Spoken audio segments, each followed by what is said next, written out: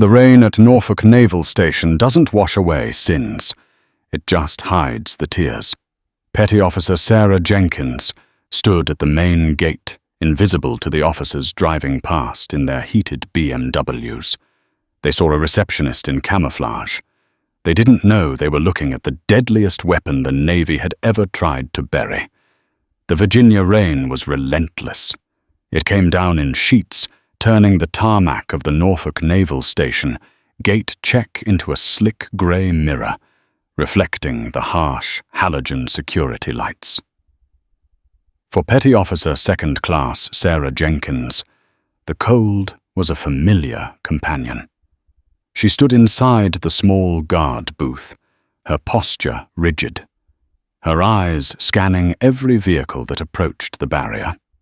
To the thousands of sailors and officers passing through daily, she was just another nameless face in the security detail, a woman checking IDs, saluting officers, and fading into the background. But Sarah Jenkins wasn't her real name, and checking IDs wasn't her trade.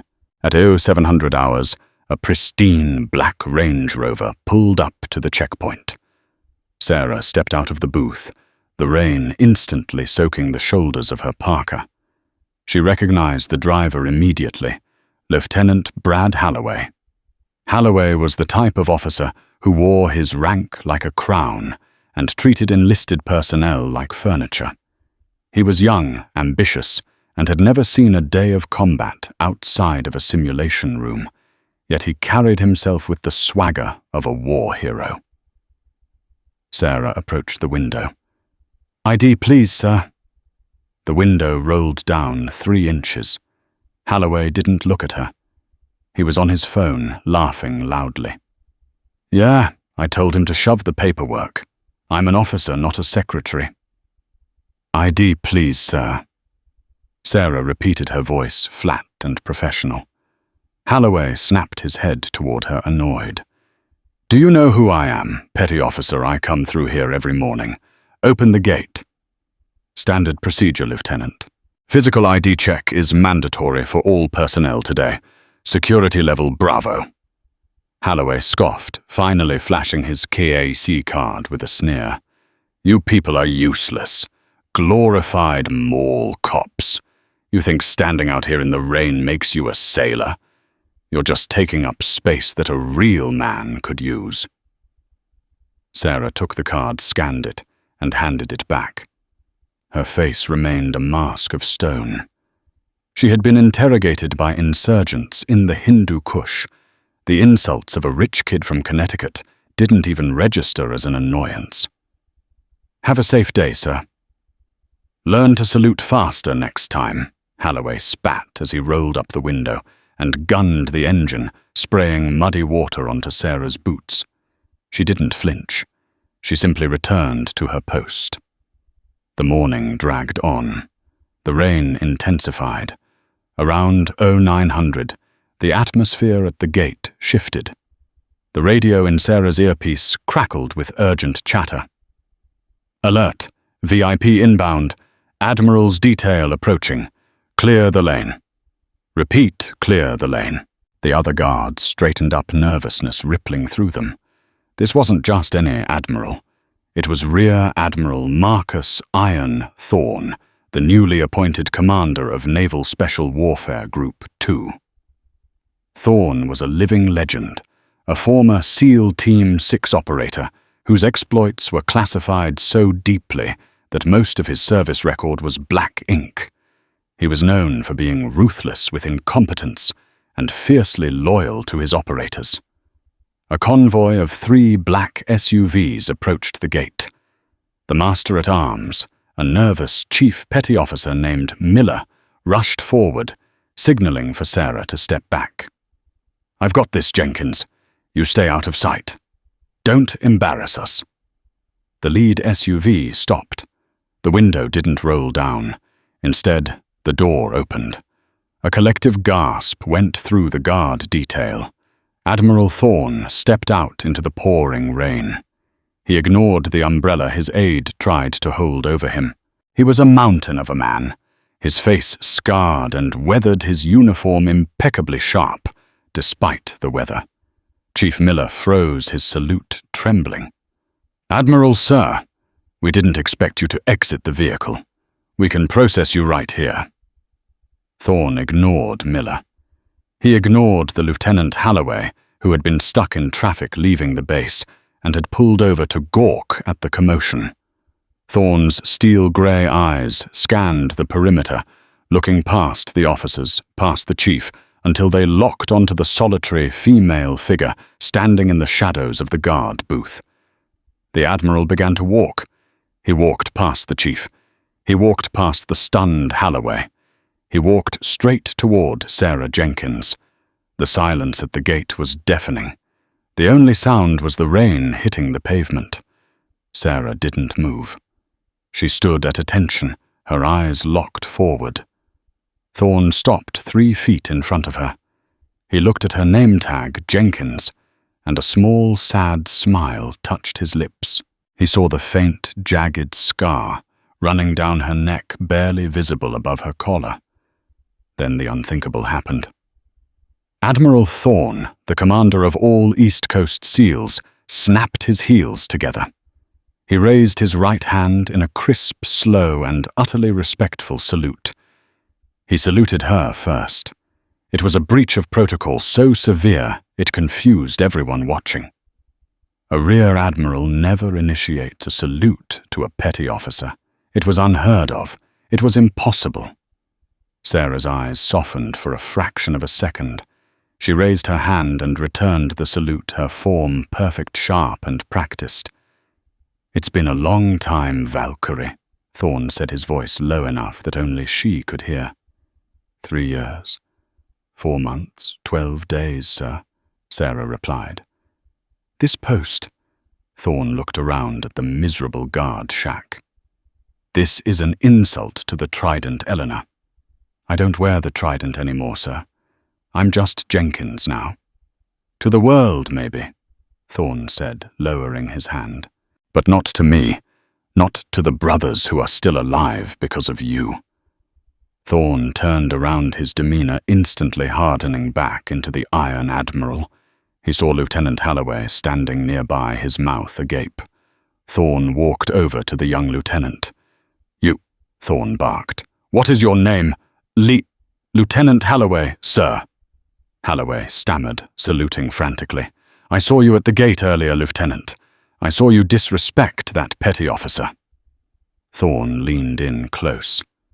"Let me give you a piece of advice. If you ever speak to her with anything less than the reverence you would show a saint, I will personally strip that rank off your collar. Do you understand, sir? Sir, she's just a gate guard." Thorne laughed, a dark, terrifying sound. "Son, that woman has killed more men than you've met. She was posted at this gate not to keep people out, but to keep her occupied so she doesn't burn the world down. Dismissed." As Thorne returned to his SUV, Halloway was left shaking in the rain, staring at Sarah Jenkins, or whoever she really was, with a mixture of fear and confusion. The gate had just become the most dangerous place on the base. The rumor mill at Norfolk Naval Station moved faster than an F-18. By lunch, everyone knew that the new admiral had saluted the quiet girl at the gate. But nobody knew why. Lieutenant Brad Halloway couldn't let it go. His ego had been bruised, and his curiosity was piqued. He sat in his office in the logistics department, staring at his computer screen. He had pulled up the personnel file for Sarah Jenkins. It was remarkably thin. DOB 1995. Enlisted 2019. Rating Master at Arms. Previous duty stations. Redacted. "Redacted," Halloway muttered, "for a gate guard." He tried to dig deeper, using his clearance to access the archives. He traced her service number. It didn't match the standard recruitment blocks. It belonged to a block of numbers assigned to special warfare support, specifically a defunct program from 2016, known as the Cultural Support Team Integration Pilot. But it went deeper. He found a cross-reference to a closed file, Operation Obsidian. The file was flagged Eyes Only, Admiralty level. Halloway knew he shouldn't touch it. He knew the digital footprint would alert security, but the humiliation at the gate gnawed at him. He clicked the link. Access denied. Security alert logged. Halloway slammed his fist on the desk. Who are you? Meanwhile, in the Admiral's executive suite, Marcus Thorne poured 2 glasses of scotch. He wasn't alone. Standing by the window looking out at the grey Atlantic was Sarah, or rather Chief Warrant Officer Elena Vance. She had been summoned to his office immediately after her shift. "You can't keep me here, Marcus," Elena said, not turning around. "The deal was anonymity. I work the gate. I collect my paycheck. I disappear." "The deal was for your safety, Eleanor," Thorne replied, holding out the glass. "After Aleppo, the syndicate put a $5 million bounty on your head. We had to scrub your identity." Sarah Jenkins was a shield. Elena took the glass. "And you just cracked that shield wide open with that salute." "I did it because I need you." Thorne sat behind his massive oak desk. "The syndicate isn't gone. They've resurfaced, and they aren't just in Syria anymore. Intel suggests they have a cell operating here, in Virginia." Eleanor's eyes went cold. The boredom of the gate washed away, replaced by the predator she had buried 3 years ago. "Here. We intercepted chatter," Thorne explained. "They are looking for the ghost. They know you didn't die in the helicopter crash. They know you're in the Navy. They just don't know your face yet." Elena took a sip of the scotch. The memories of Operation Obsidian flooded back. She hadn't officially been a SEAL. Women weren't allowed to carry the trident then. But she had been attached to DevGru Red Squadron as an interpreter and interrogator. When the team was pinned down in a marketplace in Aleppo, their extract chopper shot down the team leader killed. It was Elena who took command. She remembered the weight of the rifle, the dust, the blood. She had dragged 2 wounded SEALs 3 miles through hostile territory, engaging enemy fighters with a precision that terrified even the operators she was saving. She had single-handedly cleared a building to secure a comms link. By the time QRF Quick Reaction Force arrived, she was the only one still standing guarding her brothers. Thorne had been the commander on the radio that day. He had heard her voice amidst the chaos. He knew what she was. "I need you to come in from the cold," Thorne said. "I need you to help me hunt them down before they find you." "I can't," Elena said softly. "If I come back, I put everyone around me in danger. That idiot lieutenant at the gate, if he knew who I was, he'd be a target." "Halloway," Thorne scoffed. "He's a liability." Just then, Thorne's secure phone buzzed. He picked it up, listened for a moment, and his face turned pale. "Understood. Lock it down."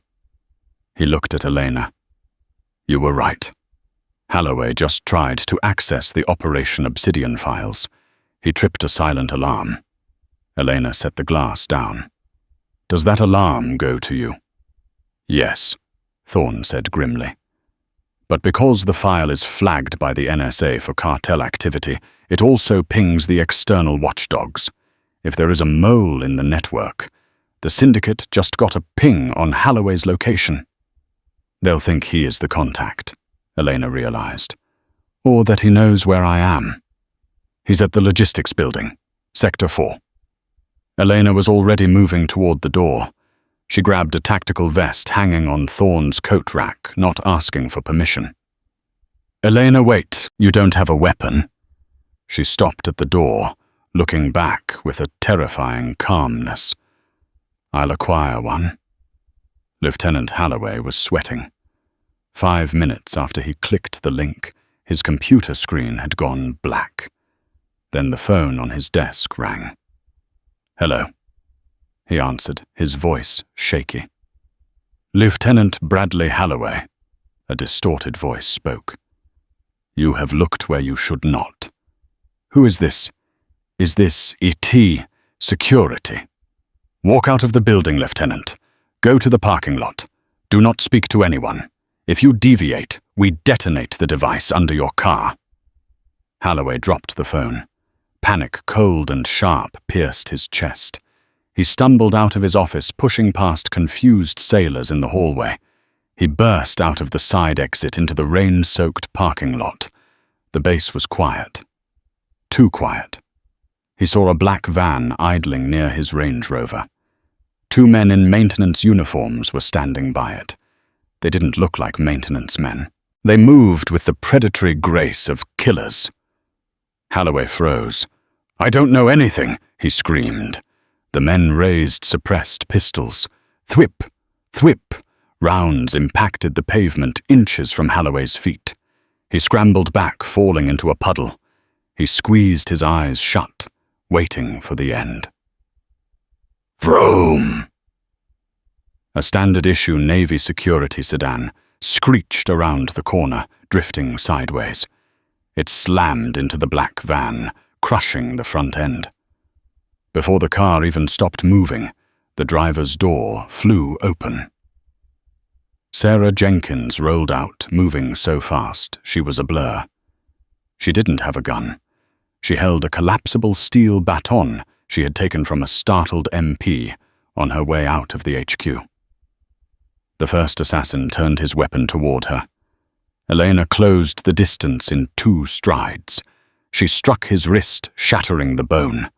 The gun clattered to the ground. In one fluid motion, she swept his legs, drove her knee into his chest, and delivered a knockout blow to his temple. The second assassin fired. Elena grabbed the first man's unconscious body, using him as a human shield. Bullets thumped into the man's vest. She grabbed the fallen pistol from the asphalt. She popped up from behind the body. Bang, bang, double tap, center mass. The second assassin crumpled. Silence returned to the parking lot, save for the hissing of the radiator from the crashed sedan. Halloway lay on the ground, hyperventilating. He looked up at the woman he had insulted that morning. She was standing over him, the rain plastering her hair to her face. She held the pistol with a grip that was perfect, unwavering. Her eyes weren't the dull eyes of a gate guard anymore. They were the eyes of a shark. "Get up, Lieutenant," she ordered. Her voice wasn't loud, but it commanded absolute obedience. "You just killed them," Halloway whispered. "They were going to kidnap you to get to me," she said, checking the magazine of the pistol. "Now get in the car. There will be more." To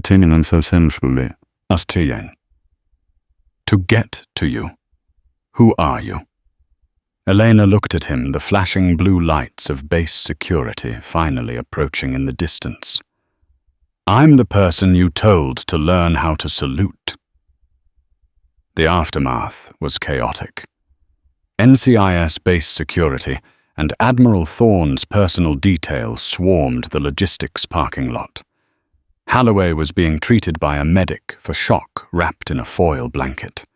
He watched from the back of an ambulance as Admiral Thorne spoke to Sarah No Elena.